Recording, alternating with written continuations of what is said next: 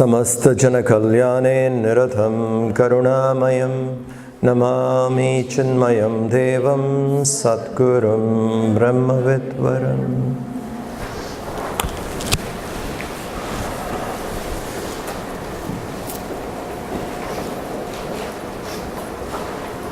Ocean, the vastness of it can be a great source to expand our vision, our thinking.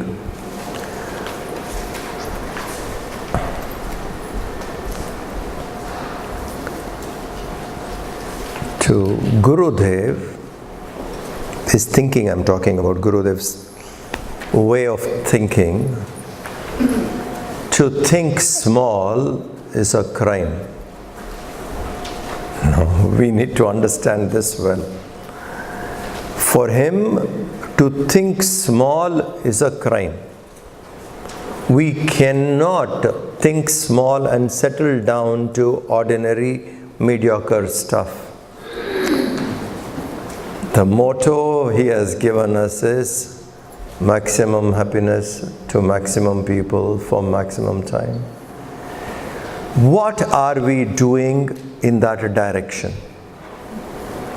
As a devotee, as a disciple, as a follower, as a member of this organization, what are we doing in that direction? The motto. What would happen to us if we start doing it in that direction? What are we doing? One question you need to ask yourself, what am I doing to the motto? Maximum happiness? How many people did each one of us inspire into this way of thinking? How many people have we inspired into to walk this path? Is that maximum? What are we doing? We should be clear. So when we look at vastness like ocean, etc., ocean, if we see it is 70% of earth is water. So imagine 2 times more bigger than the land is sea. How much it must be just watching it, expanding the vision. So when we look at mighty, vast, etc., our vision can expand. Our thinking can change. And once that kind of a thinking comes to us, we change. Because as Gurudev said, as I told you, to think small is not okay. Because we have the potential. That's why you must have read his, must have listened to his talk, which is very popular in the YouTube, where he says, keep your goal so high that you don't reach it. Now look at what is he expecting us to do. Keep your goal so high that you don't reach it. Then why should I keep the goal if I can't reach it? He says, reaching the goal is not the goal. Striving to reach is the goal. That means keep putting effort, expand. So to think big is very, very important. Staying by the ocean, looking at its vastness, etc., this can come to us. An ocean, mankind, humans have not discovered it fully. We do not know about land only. How much do we know about the sea? What is the depth of it? 70%. 30% land we have not explored still, and 70% ocean. So it's a beautiful example for vastness, the closest the human mind and intellect can understand. Space and ocean. These are the closest we can think of the Lord who has got no beginning and an end. And this ocean has wonderful things. So when we start looking at it, we can get into a state of wonder, mind can be stopped, mind can be stilled, and that would be a great inspiration. Having seen this, now we move into verse 3.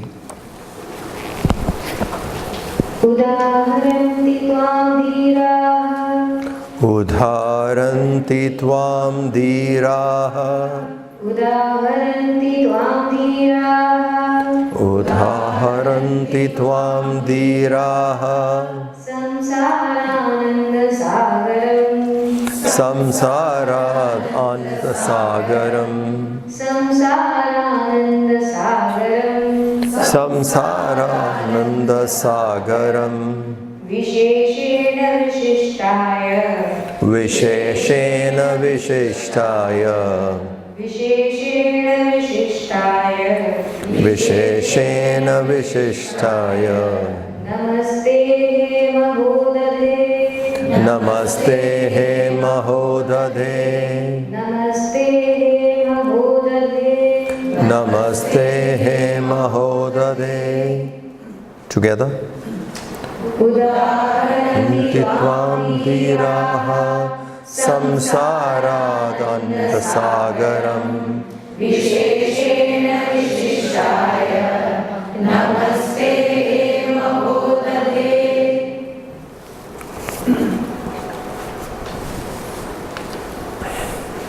What is the best part of Hinduism? Okay, before we go into that, what is the meaning of the word Hindu? How many of you know? Put up your hands. You are a Hindu? Hindu? Okay, 1, 2, 3, few people. Okay. What is the meaning of that word? From what I know, I think it comes from the land of Indus Valley. Indus Valley. It is not Indus Valley. There was a river by name Sindh. Sindhu Nadi, Sindhu Mahasagar. When the Persians and the Greeks, when they came, they could not pronounce Sa. So they, instead of Sindh, they called it Hind. Sapta Sindhu in Persia would be Hapta Hindu. Sapta Sindhu, you know. So they mispronounced it as Hindu. It should have been Sindhu. Sindh, and people living that side of Sindh, they became Sindh. That is how the Greeks, you know, their names are all like that, you know. Seleucus, Hindu, Indus, it became. Why should we accept a mispronunciation? You have a name and someone deliberately mispronounces it. Do you like it? But if it has a beautiful meaning, you understand? If it has a better meaning, then we would feel like, okay, it's all right. You can call me that way also, because I feel nice about it. So when they said Hindu, we accepted it. The rishis, the great people, the wise people accepted it because Hindu also had a meaning. Sanatana Dharma is the original name. Eternal way of life. Eternal way of living, which is in line with the universe, Dharma. But when they called it, instead of saying Sanatan Dharma, when they said Hindu, the the wise people have accepted it because Hindu also had a great meaning. My question was, now how did this word come? That I didn't ask. I asked you, what is the meaning of the word Hindu? Hindu means heenam, low, baser, evil. One who shuns away the low, the base, the evil is called a Hindu. Ignorance is evil. He who shuns away the evil. Heenam. All that which is evil, negative, which blocks us to go to God, he who pushes it out, heenam dushyanti, pushes it out, is a Hindu. Now that meaning was also beautiful. So the wise people said, okay, it doesn't matter. You guys call, we have a better meaning for it. That's how we accepted. Otherwise we would have gone back to call, don't call us this. Suppose the meaning had something like papi or something that way. Or you call us, we would have rejected it. I said, don't call me that. Because it had a depth meaning. Now that is, okay. So first question was that, in Hindu. What is the best being a Hindu? As a Hindu, what is that best you enjoy being a Hindu? That there's no rules and regulations, it's just a way of life. There are no rules and regulations, it's just a way of life. Very good. Chanting Bhagavad Gita. Chanting Bhagavad Gita. Best practice of Hindu, okay. One of the beautiful books. Dharmic way. Encouraging questioning. Encouraging questioning. Hinduism is not limited to one person's thinking. Thank God. You need to understand that. It is not an opinion or a dogma of one single person. It is collective thought. This is the best part of it. It is not one person. It is a collective thinking. Different rishis brought out various things they said. Once you make a sentence, it has to be accepted by others. That sentence comes to be examined by other thinkers. Once other thinkers examine what you have said and approved, then it becomes part of it. Just like science. A scientist comes out, brings out a formula. That is not because the scientist gave that formula, nobody is going to accept it. That formula would be tested. That formula would be examined, questioned, analyzed. Back and forth people will go and still he proves it correct, then it is accepted. So Hindu philosophy is not one person's thought. It is collective thinking.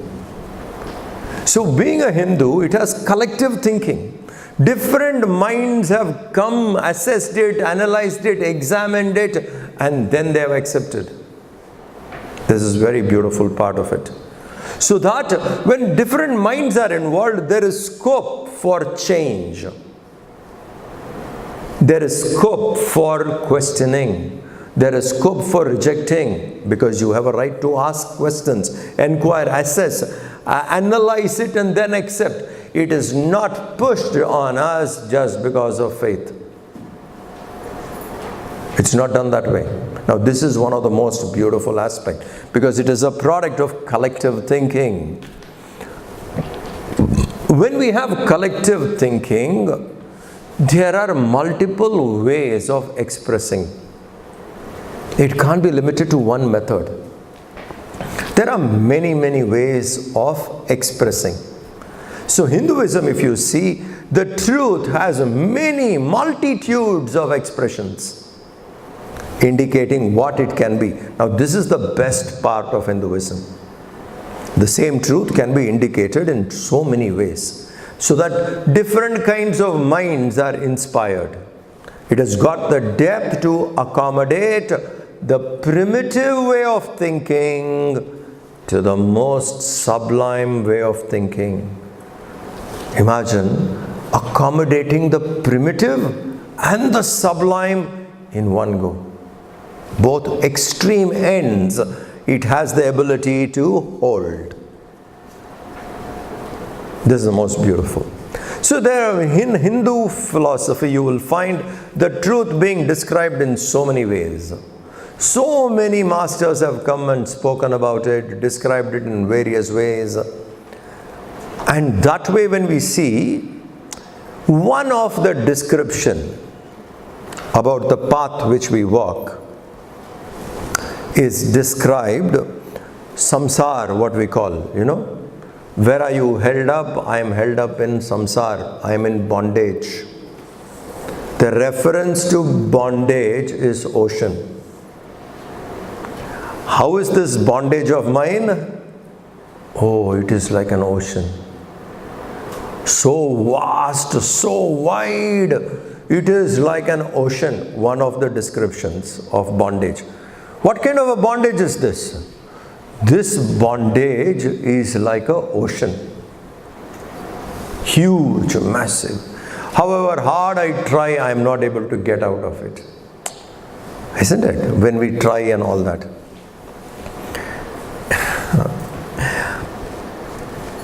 I am sure this is not your first Vedanta lecture, correct?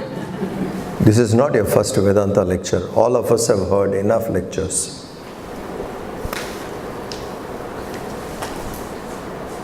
How many times we would have heard right from our first class onwards, you are not this body. We have heard this. You are not this body. How many times we have heard? Have we experienced it? I am outside the body. I am other than the body. This body is something I have. Intellectually, to rationalize, to say that we may say, but is it our experience? From class 1 we have been hearing it. Now you understand the identification with the body is like an ocean. Can you cross an ocean swimming? Is it easy to cross ocean swimming? English Channel we may. Best of the swimmers can attempt. Ocean? Now you understand the poetic expression of bondage is compared to ocean. This bondage of ours is like an ocean. That's why when we say samsar, we add the word sagar. How is this bondage? Oh, this is like an ocean. Don't keep telling me all this. You've been telling me I'm not the body, but this is like an ocean. Attachment. Is it first time we are hearing the word attachment? From our first lecture we have heard, give up attachment, give up attachment. Are we able to give up attachment? You see, attachment is like an ocean. If it is little easy, we could have done by now. We are attempting but not doing. So to cross an ocean is not easy. Ocean is wide, vast. So bondage is referred equal to crossing the ocean. Samsar, sagar, added.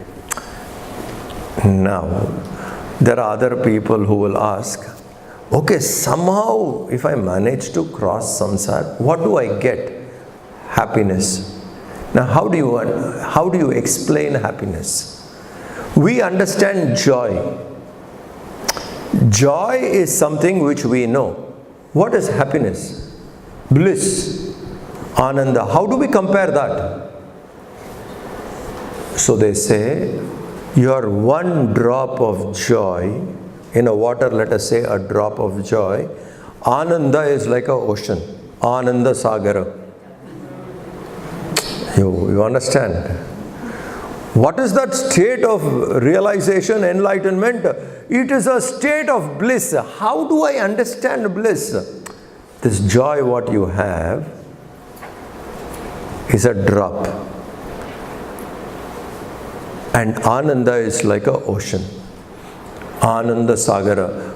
Our discussion what we have, ocean has this unique explanation to indicate bondage as well as bliss. What is my bondage? Oh, it is like an ocean. If I get bliss, what it would be? Like an ocean. Now you see the descriptions. This is the most fascinating aspect of Hinduism. It can pick up something and describe. Same ocean is described as bondage, same ocean is described as bliss. because that is the closest the human mind can understand, the vastness of it. So we have references. So there are many, many ways talking about the same truth. So ocean, when we sit there, we can look at it like a bondage, and we can also see, if I cross it, the bliss will be like a ocean. So in the verse 3, this is what we are saying.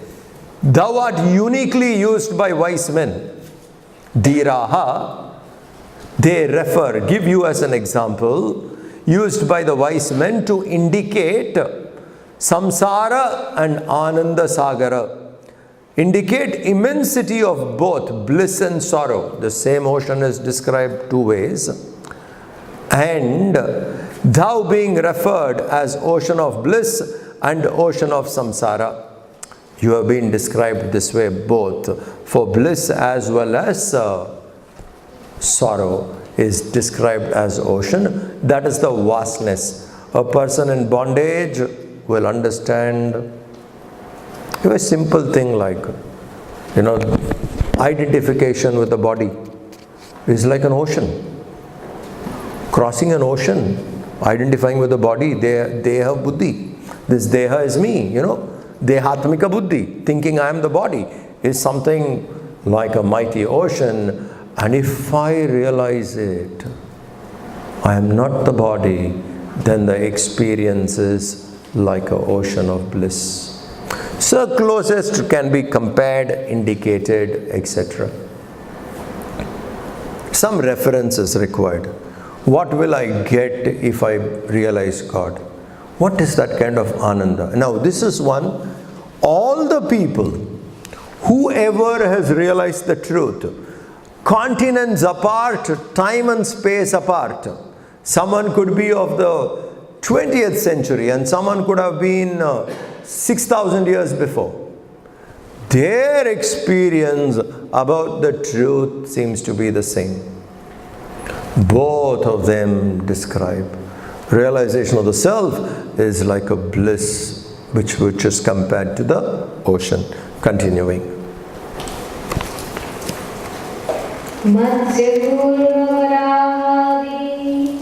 Matsya Kurma Varahadi Matsya Kurma Varahadi Matsya Kurma Varahadi Prasada Sadita Prabhu Prasada Sadita Prabhu Prasada Sadita Prabhu Prasada Sadita Prabhu Jnanaishwaryo Dharanastvam Jnanaishwaryo Dharanastvam Jnanaishwaryo Dharanastvam Jnanaishwaryo Dharanastvam Namaste Mahodade Namaste Mahodade Namaste Mahodade Namaste Mahodade Matsya Kurma Varahadi Tyaku Prabho Jnanaishwarya Udharanastvam Namaste Mahodade. Blessed indeed thou art, because Lord Narayana took form as fish, Matsya, connected with the ocean. He took form as Kurma, tortoise, connected with the ocean. And he took form of a wild boar, which has to take a size of massive size, get into the ocean and save Mother Earth. Poetic. As well as if you see, Rama also crossed ocean. Krishna also built a city in Dwaraka by the side of the sea. So ocean, if you see at least in, like the avatars, 4 or 5 avatars, the ocean is involved. Now, Matsya avatar, it's very, very beautiful. See, we have to understand our stories are Even Ramayana and Mahabharata, this is something which you need to keep in mind. Ramayana and Mahabharata, we call it historical books. History. We call certain books as Veda, knowledge. And Rig Veda will have a date, Veda has a date. But these two texts, Ramayana and Mahabharata, we call it Itihasa. Itihasa means history. It has happened. We are not calling it so. It is wrong if we say Ramayana is mythology. It is not mythology, it is history. Mahabharata is history. These two books definitely we call it as history. Ramayana and Mahabharata. Now why? How can it be history? We need to understand the style of writing. Apart from these Ramayana and Mahabharata, can you tell me a book of history which you have read and the author? Any book? History book you have read? Not your school syllabus, otherwise.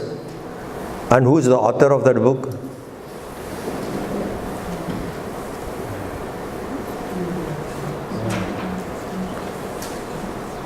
Any history book? Okay. There would be people who have read this. Clear? History students would have definitely read different historians and their observation. History, when it is written step by step, it has its purpose of chronological records of various incidents. And we can learn lessons from it. Okay. Our rishis did not adopt this style of writing, be it Valmiki, be it Vyasa. Author of Ramayana and Mahabharata did not adopt this style of only chronological recording. They wrote history in poetical way. Now this is very important for us to understand. We need to know the style in which our books are written. History, poetically written. So when history is written with poetry, poetry means exaggeration, isn't it? Poetry has to have a flair of exaggeration. Only then the poetry is beautiful. Poet exaggerates. So our books are history poetically written with mysticism in it. There is a touch of mysticism. A combination of poetry and mysticism together has kept the book of great reverence till date. That's how these books are available. Otherwise, other history books we don't remember. Isn't it? If Ramayana is written just as a history, pure history, Ram was born here, lived this, over in 10 lines we can finish. Not inspiring. But the glory of Ram, the way in which it was presented, glorifying so that our minds can contemplate history written with poetry and mysticism, makes it beautiful. And it has an impact till date. Is it not true? Children are inspired by the stories of Hanuman, values of Ramayana and Mahabharata, history written that way. So there would be definitely a kind of a exaggeration, symbolism, mysticism, all combined. That's why the books are nice to read forever. It is still available. How many thousand years old? This book is still available today. These books were maintained when we did not have printing press. These books are maintained before it was brought down to scrolls, palm leaves, etc. Much before that, we kept the knowledge through memory. One generation will memorize, repeat it again and again. The second generation will listen to it. It's a verbal tradition, memorized. So from one generation to another generation, handover happened through memory. And like that we kept this on for thousands of years. Wrong.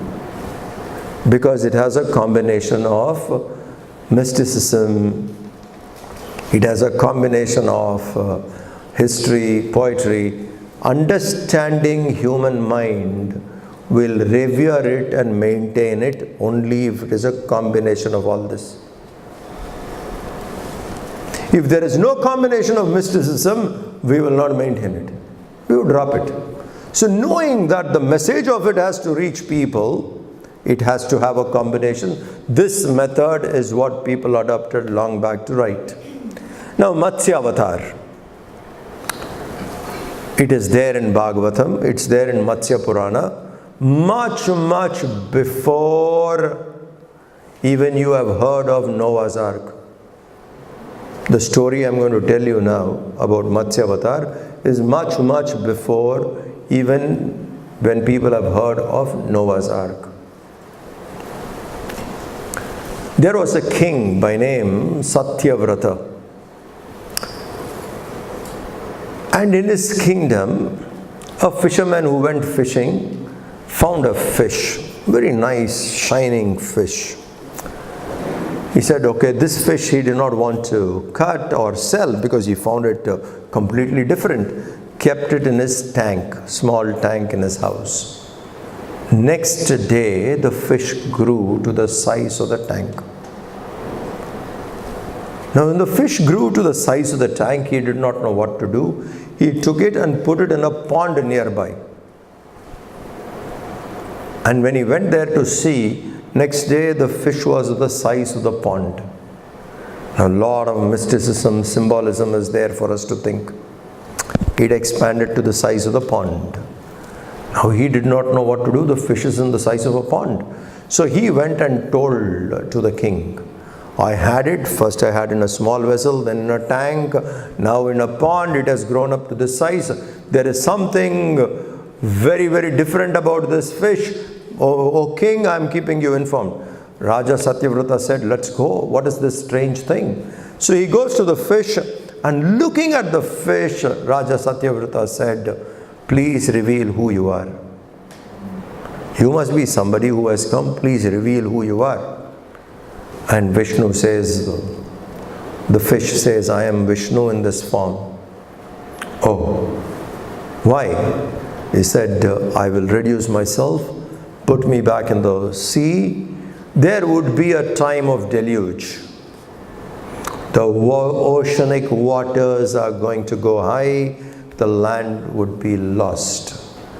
At that time, collect all species in a subtle form, not gross.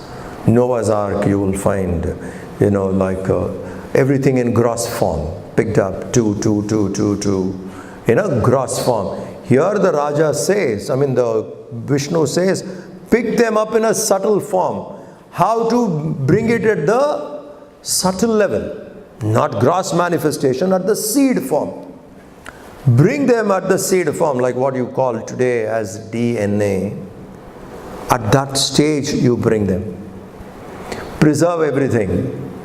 At this deluge, I will come, put all of them in a ship, I will take you to the safety. So as the water levels go up, Vishnu comes there as a fish. This boat is tied to Vishnu and he takes them up. And when the waters come down, land starts coming up again, brings back them to the land. Now this is a story there in Bhagavad Purana, in Matsya Purana. Much before what we have read as Noah's Ark. So these kind of mystical stories were very prevalent in those days. Explain for you to think. Krishna stole butter. What do you understand by that? For a child it is a nice story. It's a prank. Krishna was full of pranks, not stealing, okay, prank. So, and he had butter and all that. Childhood pranks. Now, what is the meaning of it that he stole butter?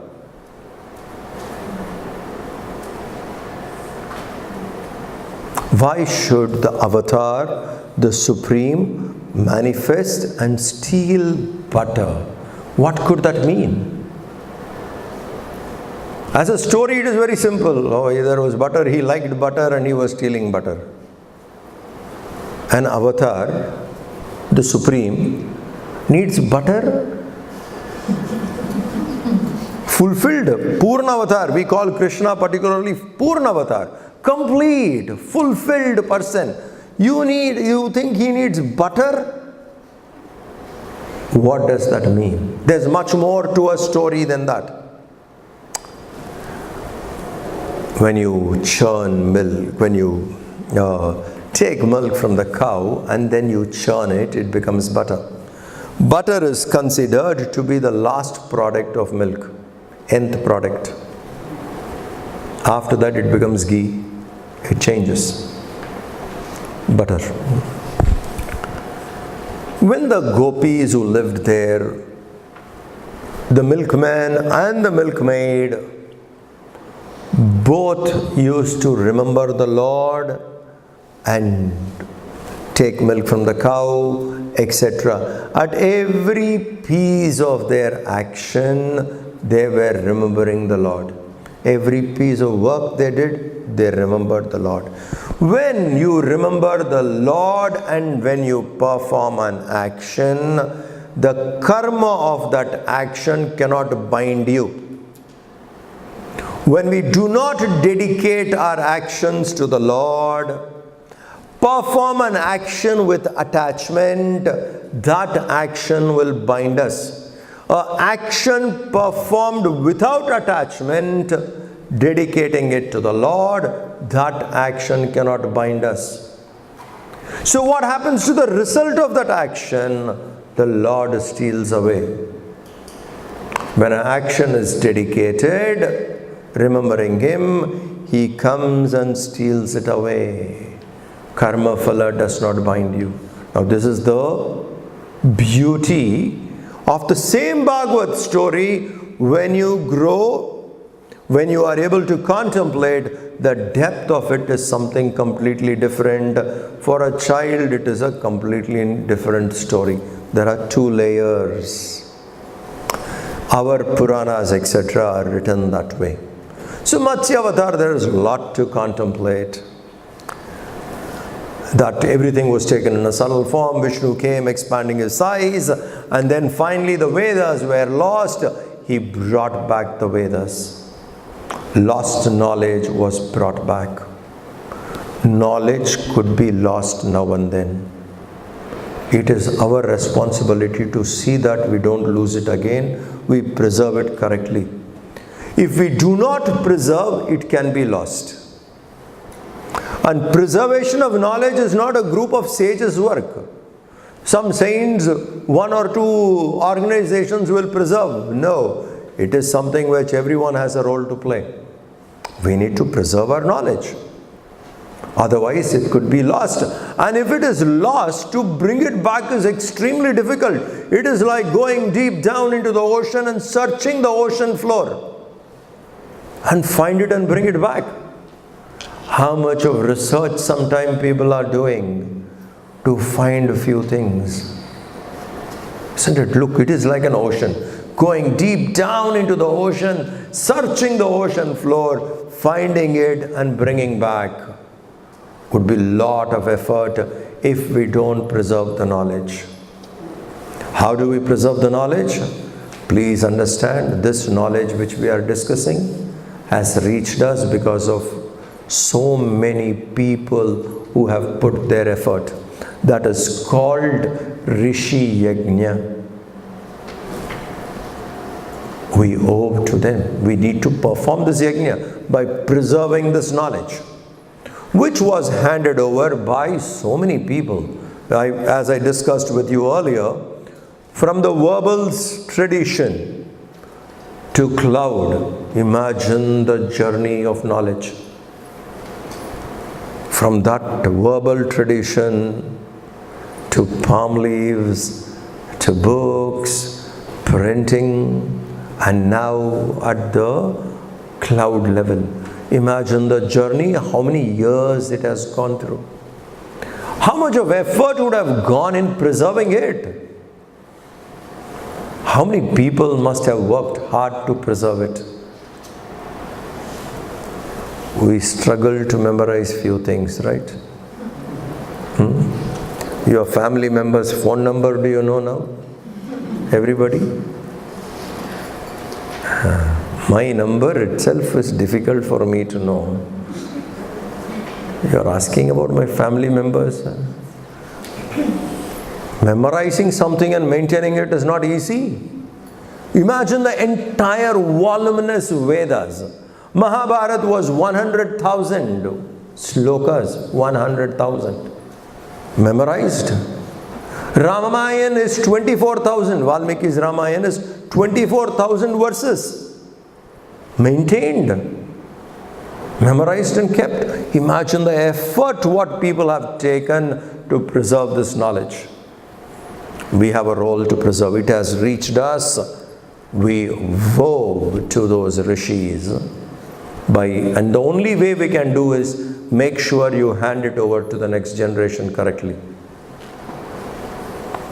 This knowledge which shows us a direction, we owe. We have a responsibility to hand it over to the next generation. That is the way we express gratitude for receiving something.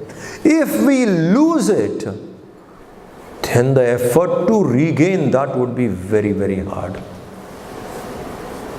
It would be like searching the ocean floor, which ordinary people can't do. Only a mighty mind like Vishnu can do it. God incarnate, an enlightened person with all those qualities can go and bring it back. Otherwise, it would be very hard.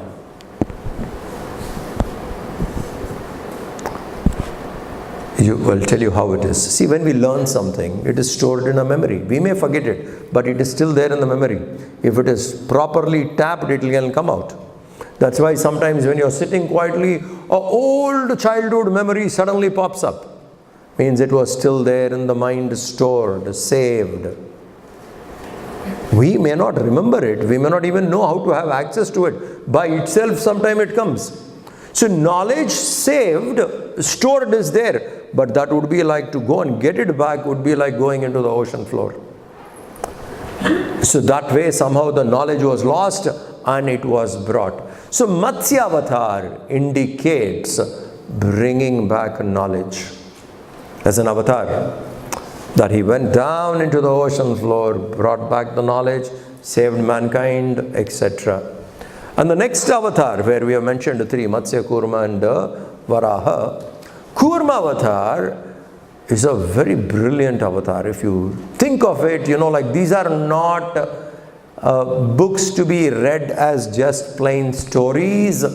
You must remove the idea of mythology and then read it.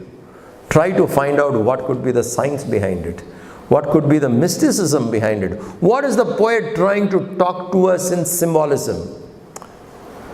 Kurma avatar, where Vishnu took the form of a tortoise. It's a beautiful. Tortoise is something which can live in water as well as in land, an amphibian. How did this happen? The Asuras and the Devas, both, bringing the negative and the positive together. Both the forces joined to churn the ocean, to find out what is inside the ocean. Kurma Avatar, the story if you see. Both of them decided to churn the ocean to find out what comes out. Manthan, churning. So one side Devas, one side Asuras started churning the ocean. So to churn you need a rod. So they picked up a mountain called Mandar. And we said, okay, we'll put the mountain Mandar and let's churn. Now, where do you get a rope to churn? So there was a snake by name Vasuki. It's all very deep, metaphysical, like you need to understand what they mean by it. They picked up this snake and started churning. The snake was used as a thread, as a rope to hold the mountain and churn. As this churning was going on, why were they churning? To find out what is inside. Just the curious mind, to find out what is inside. And someone or other been telling them that there is nectar inside. They have heard this. Different people have heard there is nectar inside. If you churn the ocean, you may get the nectar.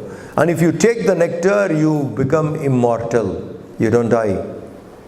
A way to live forever. So both Devas and the Asuras, both were happy, very keen in finding out the nectar. So they joined together to do it, picked up a mountain, started churning, and the mountain slipped. Now the entire effort was going away. You need a base because the ocean is deep. You need a base, so Vishnu takes the form of a turtle and keeps that as a base. So the churning went on and Vishnu was holding it. And once the churning happens, what all comes out? Think. So when they were churning, there are 14 things which they describe which has come out. From there came only, like a horse came which could fly. Indra took it. An elephant came, like that. Different descriptions are there. Goddess Lakshmi came. Wealth, prosperity came. And then came nectar came, which can lead us to immortality. Now what is this churning? Introspection. Go on churning. What all have gone inside? We need to churn. Good and bad would come out. Mind becomes clearer. When mind becomes clearer through our churning of knowledge, we go on churning. When the mind becomes clearer, we get the nectar. We realize we are immortal self. So the churning was Kurma avatar, by which when the churning happened, prosperity, various things came out. So one was knowledge and second was prosperity and immortality. And the third avatar of Vishnu, which is seen as wild boar, it is very poetic. You need to see it poetically, that Mother Earth was drowned. Waters took over.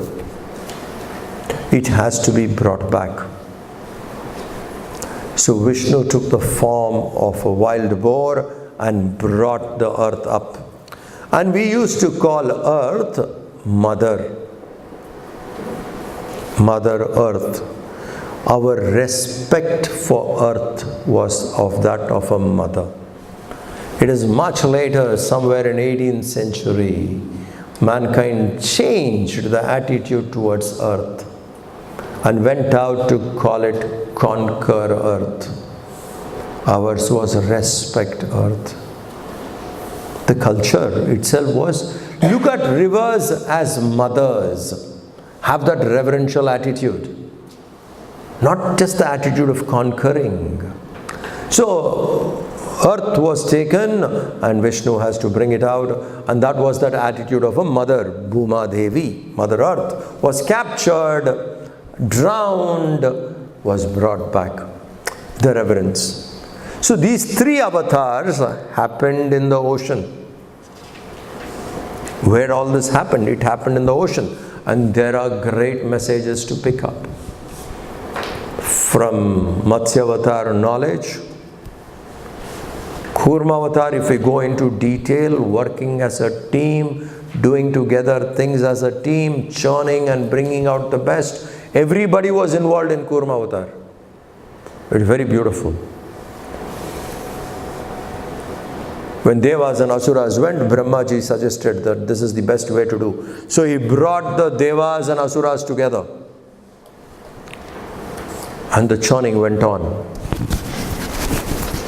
The mountain was slipping. Vishnu came.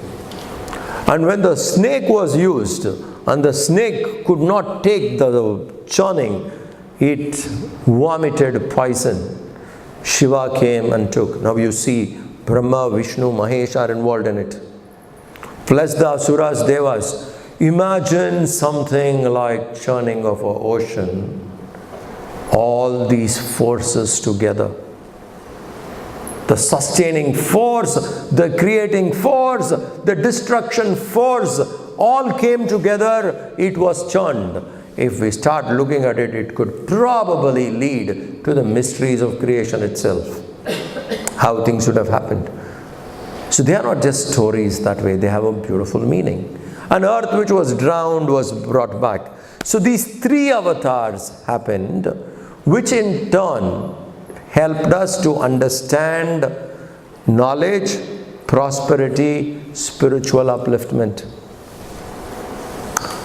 And this happened in the ocean. So three avatars which has happened in the ocean. So we say here, blessed indeed art thou, for Lord Matsya, Kurma and Varaha chose thee as their abode.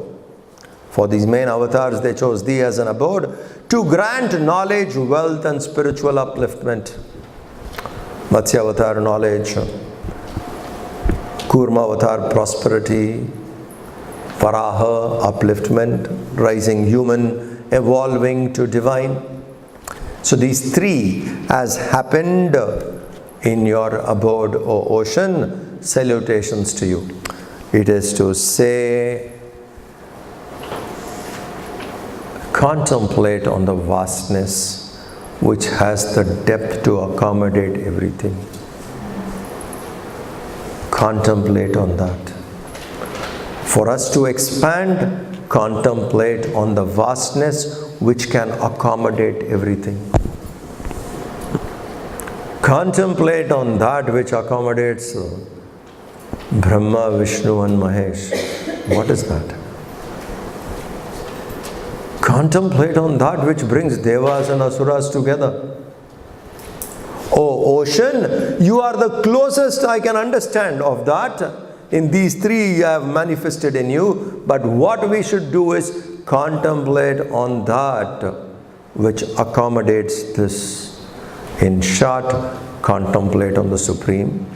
For us, we look at it as the manifested as the ocean in which these three plays happened. Now when you're sitting in prayer, in meditation, thoughts come. All kinds of thoughts come. Now what do?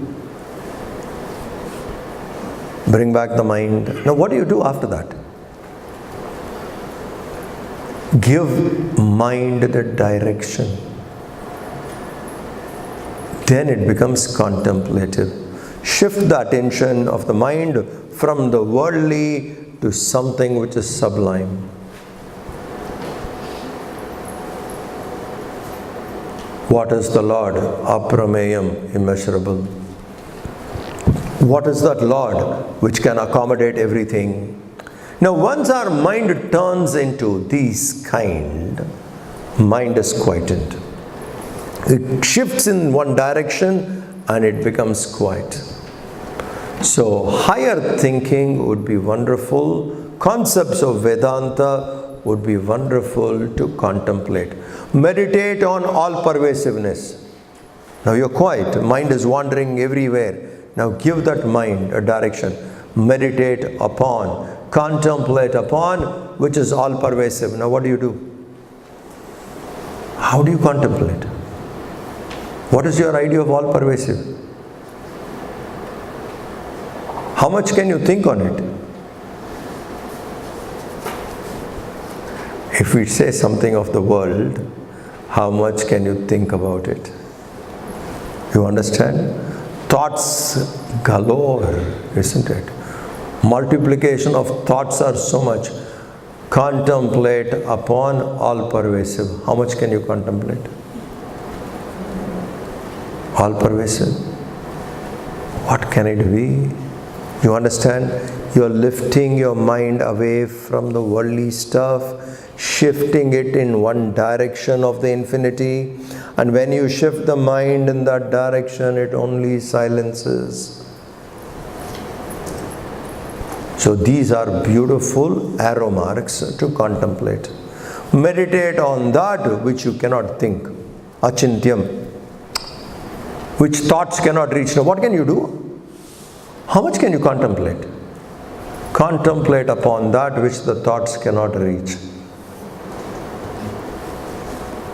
If I say contemplate upon something very familiar, how much you can go on? But contemplate upon that which cannot be thought. Mind moves and halts. That stop is contemplative.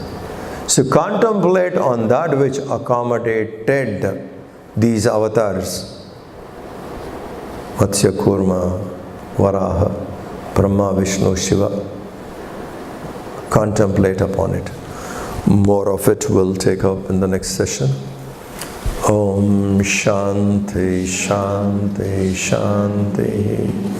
Hari Om Sri Gurubhyo Namaha. Hari Om.